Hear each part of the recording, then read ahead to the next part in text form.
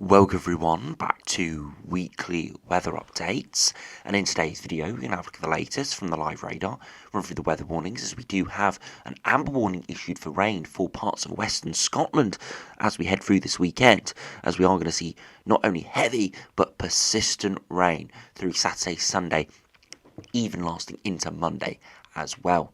We'll be able to have a look at that in detail in the latest UKV, look at the precipitation and the temperature over the next 5 days, because apart from that heavy rain in western Scotland, it's actually going to be pretty dry elsewhere, as we are going to see a conveyor belt of moisture pushed towards those western hills for Scotland.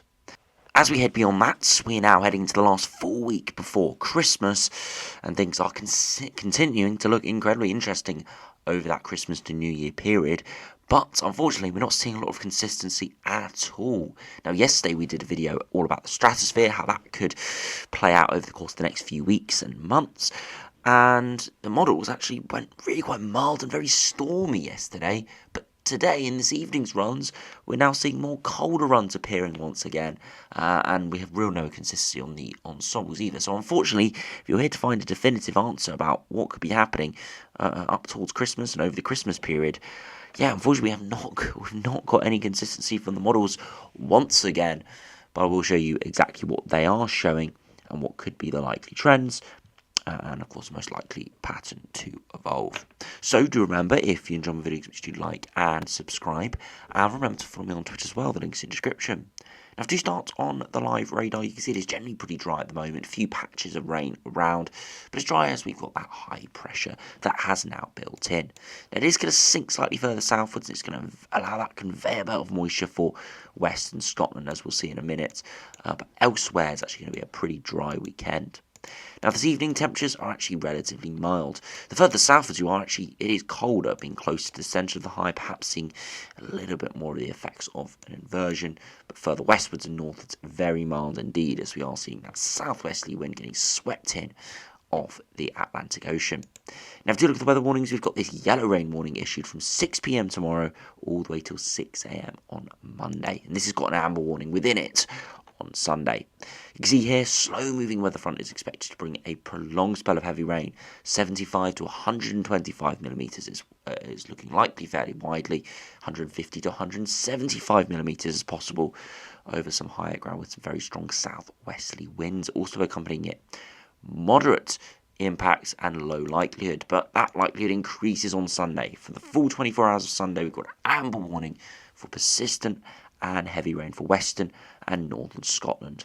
Again, we're looking at widely 100 to 150 millimetres in this area, maybe as much as 200 millimetres, a ridiculous amount of rainfall, and you can see there's medium likelihood and medium impact. So we're not expecting anything near as bad as we have seen when we've seen sort of red warnings and stuff like that, but nevertheless, it is looking really quite horrible for these areas, maybe 10 to 20 centimetres of rain, which definitely could cause problems and could cause issues, not only over the weekend, but into the next week as well. So if you are in these areas, make sure you do keep an eye on the weather warnings and do take all the necessary actions the local authorities have. And as I said, moving into Monday, you can see again, still got that rain warning issued, but into Tuesday does expire. Now, if you look at the latest UKV, you can see as we head through this evening, the rain starts to actually arrive across western Scotland into the morning, and you can see it doesn't really move through much of Saturday and Sunday. Elsewhere, it's quite dry, cloud trapped, so it is going to be quite an overcast picture, but really it is dry apart from that western Scotland area before that rain perhaps could slowly drift southwards through Sunday before giving more widespread rain through Sunday into Monday. But you can see it pretty much rains for western Scotland for about 24 to 36 hours straight. Could be really quite horrible there indeed. Through Sunday into Monday, the rainfall becomes more widespread as we see the westerly winds properly open up again, breaking down the high pressure with this real quite vigorous low pressure system through Tuesday afternoon there, before that dissipates away and we start to see the west to northwesterlies arrive. And again, this is getting to the point where the uncertainty is massive. So again, I wouldn't be taking anything beyond even day 3 or 4 here with too much certainty. Now, if you look at the 2 metre temperatures, you can see this weekend it is going to be pretty mild indeed. Tomorrow, 10 to maybe as high as 13 degrees. Very mild. Again, doesn't sound crazy, but for the time of year, it is a good 3 to 5 degrees above average for all areas.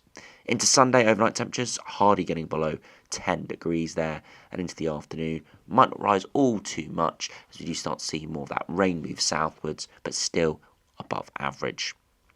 And then finally into Monday and the start of next week, still really quite mild as that weather front slowly sinks southwards to squeeze that air, and we see 12, 13, maybe 14 degrees. But via Tuesday, fresher air is moving in for all, and by the evening, all down back into the single digits again. And into Wednesday is going to be a fresher day, but still probably slightly above average as we are oscillating between air masses. Now, if you have a look at the longer range, you'll be able to see that there is a huge amount of discrepancy between the models. None of them really agree on what is going to be happening, and none of the ensembles agree. It would agree outside of the next sort of 5 or 6 days. And you can see the high pressure building at the moment. That conveyor belt of southwesterlies is bringing all that rain through the weekend for western Scotland, and eventually the westerly winds break through into early next week and give generally unsettled conditions. This, as we head towards the 21st, 22nd, is where we start to see low pressure potentially pull out of the Arctic, and the tropospheric polar vortex head our way. Definitely heading towards Scandinavia, but whether it heads our way, again, it is uncertain. But into the immediate days leading up to Christmas, the GFS here actually does bring in a really quite potent northerly wind. As I said yesterday, it went pretty mild, wet and windy with flat westerlies. Today, it's gone back for a more amplified pattern with pretty cold and potentially even snowy weather as we head through Christmas into Boxing Day before eventually slowly dissipating away through Christmas to New Year. But even here, it actually attempts to build high pressure up towards Scandinavia and pull an easterly wind. So even though the upper air temperatures have risen quite considerably here into the last days of December, it is trying to set up a much colder pattern. But if we do go out to the Christmas period, you can see pretty cold northerly blast there on Christmas Day, the -10 isotherm even pulling in, and then eventually that does dissipate away, but we get another blast through Boxing Day, so a temporary lull with some slightly milder area off the Atlantic before another blast of the -10 isotherm there through Wednesday before eventually getting pushed away. So incredibly interesting from the GFS there. It's gone from showing something very mild, wet and windy, 10, 12 degrees, potentially freezing through Christmas Day, through Boxing Day towards the 27th. So again, this is why it's impossible to say exactly what is going to happen.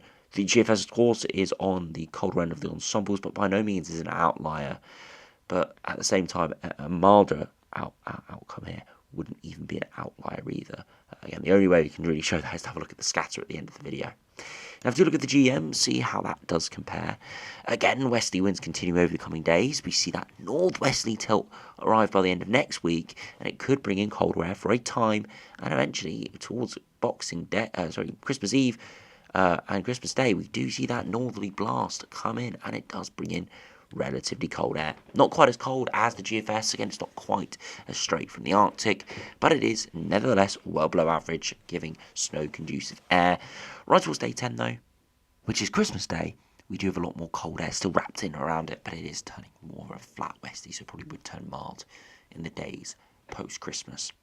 If we do compare to the ECMWF, again, westerly winds continuing over the coming days.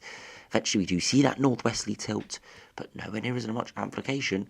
And by day 10, look at that. For Christmas, it is generally pretty flat westerly with relatively mild air in. Yes, could see some temporary cold air there as we head through the days leading up to Christmas, but actually, for Christmas Day, it is cold in the north, but pretty mild indeed further southwards. So nothing too spectacular at all. Maybe some transient snow as the weather front moves in, but unlikely to hold on as that big wedge of milder air looks like it is going to be winning out. So Eastern WF, complete opposite to the other two runs. But at the same time, I wouldn't say any of these three are actually complete outliers. As you see now, from the ensembles, if we just load them up, the latest GFS, look at the scatter from around the 22nd of December onwards. Some going very cold, quite a few going very cold. But equally, quite a few going very mild, and like the GFS operational run goes very mild from the 21st to the 24th, and then the 25th all the way to the 30th is pretty bitterly cold indeed. So it is impossible, I must admit, it is impossible to say what is going to be happening. There is a lot of chopping and changing. I think the one certainty we do have is that there's no major blocking feature. That definitely isn't looking likely to emerge, which will mean that any cold weather, if it does occur, will not be long lasting. It perhaps lasts 3, 4, 5 days at most, but no week or two cold spell is looking likely at this stage. But a cold spell definitely could happen from the looks of these latest ensembles. Some very cold runs appearing here, and you can see this even further with the dew points. But the dew points down to -10 or lower here, just showing you insanely cold Arctic air masses could be moving in. But equally, other runs have dew points up towards 10 degrees, which is really mild Atlantic air. If we compare to the east in the EF, again, completely unsure as well, but perhaps more milder runs appearing here than colder runs. But nevertheless, by as early as the 22nd, we've got runs down towards -5 to -10, equally runs up towards +5 to +10. So again, no certainty at all with what is going to be happening. At this stage, it is a waiting game to see the models sort themselves out and come with a coherent solution to what could be happening as we head towards Christmas. Hopefully, in the next couple of days, I'll have a better update and a bit more of a clear update, because I feel like for the last couple of days, we've been saying pretty much the same thing. Cold weather is possible, maybe even quite likely for some, especially further northwards, but we can't say with any certainty whether it's going to happen, because the models keep chopping and changing and cannot agree on a solution. So anyway, thanks for watching. Hope you have enjoyed. Hopefully, as I said, we have a bit of an idea, or a bit of a better idea over the coming days of what's going to be happening. And as I said, hopefully those in the amber warning this weekend are not too badly affected by that rain. But do stay safe if you're there. As I said, thanks for watching. Hope you enjoyed. Subscribe if you're new, and I'll see you again for another video soon.